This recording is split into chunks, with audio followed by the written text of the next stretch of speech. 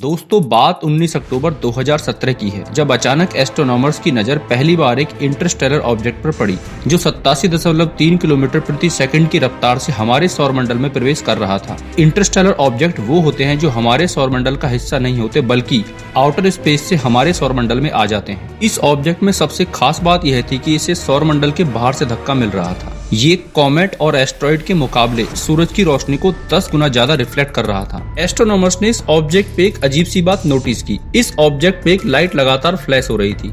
ये flash light बिल्कुल वैसी थी जैसी लाइट हाउस से आती है। किसी भी एस्ट्रॉइड या फिर कॉमेट से इस तरह की लाइट नहीं आती। एस्ट्रोनॉमर्स ने पहले कभी ऐसी किसी सिगार की शेप का ऑब्जेक्ट नहीं देखा था। International astronomical union IAU solar system या इससे बाहर से आया ऑब्जेक्ट का नाम रखती है। IAU ने इसे नाम दिया अमुआमुआ, जिसका मतलब होता है a messenger from afar arriving first, मतलब दूर से आया पहला संदेशवाहक। हार्वर्ड यूनिवर्सिटी के प्रोफेसर एवी लोएब ने कहा था कि अमुआमुआ वास्तव में एक एलियन स्पेसक्राफ्ट था जो लाइट सेल ईंधन से चल रहा था। लाइट सेल वो टेक्निक होती है इसमें बड़े लेजर्स, मिरर्स या सूरज के रेडिएशन से प्रेशर बना के किसी ऑब्जेक्ट को भयंकर रफ्तार प्रदान की जाती है। इस प्रक्रिया में सूरज किसी ऑब्जेक्ट की सतह पे रेडिएशन के द्वारा प्रेशर बनाता है और यही प्रेशर उस ऑब्जेक्ट के लिए ईंधन का काम करता है। ये ठीक उसी तरह होता है जैसे समुद्र में नाव को पाल आगे धकेलती है। एवी लोएब ने बताया कि अमुआमुआ हर 7.3 घंटे में सूरज की एक समान रोशनी को रिफ्लेक्ट कर रहा था और वह हर 7.3 घंटे में ही अपने केंद्र पर पूरी तरह से घूम जाता था। कुछ विशेषज्ञों ने दावा किया था कि इसके चारों तरफ सॉलिड हाइड्रोजन के ब्लास्ट हो रहे थे। यही वजह है कि यह लगातार अपनी गति और दिशा को बदल रहा था।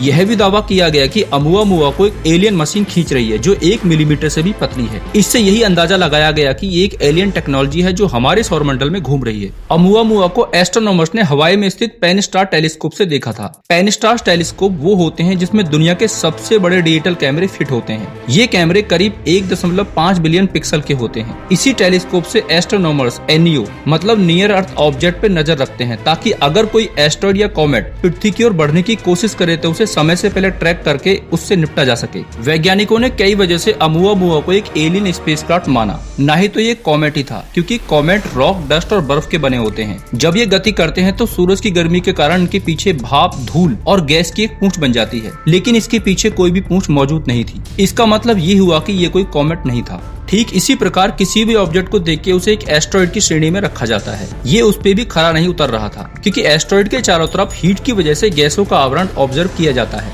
लेकिन इसके चारों तरफ गैस के किसी आवरण का कोई नामो निशान नहीं था। सबसे बड़ी बात तो यह है कि सूरज के नजदीक आते ही सूरज द्वारा छोड़े जा रहे रेडिएशन और सूरज की ग्रेविटी की वजह से स्पेस ऑब्जेक्ट की रफ्तार या तो तेज या फिर कम हो जाती है, लेकिन अमुआमुआ की गति का सूरज भी कुछ नहीं बिगाड़ पा रहा था। 40 दिन के बाद जब ये सूरज के सबसे नजदीक आया तब भी इसकी गति 87.3 किलोमीटर प्रति सेकंड ही थी। जैसे ये ऑब्जेक्ट इतनी जबरदस्त गति से सूरज के पास से निकल गया तब वैज्ञानिकों को पक्का विश्वास हो गया कि ये ऑब्जेक्ट सौरमंडल में बाहर से आया है। इसके ऑर्बिट करने का तरीका और तय किया जा रहा रास्ता दोनों ही बड़े अजीब थे। सौरमंडल के सभी ऑब्जेक्ट या तो सर्कुलर या फिर इलिप्टिकली ऑर्बिट करते हैं, लेकिन ये सौरमंडल के सभी ऑब्जेक्ट से अलग हाइपरबोलिक पाथ में ऑर्बिट कर रहा था। मतलब इस पे किसी प्रकार की ग्रेविटी का कोई असर नहीं था। अमुआमुआ अपनी ही स्वतंत्रता से ऑर्बिट कर रहा था। स्पाइसर स्पेस टेलीस्कोप ने भी हीट की फॉर्म में किसी प्रकार की इंफ्रारेड रेडिएशन को डिटेक्ट नहीं किया था। वैज्ञानिक ये मान रहे थे कि हो सकता है इसमें एलियंस हो जिनके पास इतनी उन्नत टेक्नोलॉजी हो जो हम इंसानों के पास भी नहीं है। खुद को दूसरे ग्रहों की नजरों से बचाने के लिए शायद इस स्पेसक्राफ्ट को एक अजीब सी शेप दी गई हो। ये सुनने में सही भी लगता है। अगर इंसान भी किसी दूसरे ग्रह की खोज में निकलेगा तो कोशिश यही करेगा कि स्पेसक्राफ्ट को ऐसी शक्ल दी जाए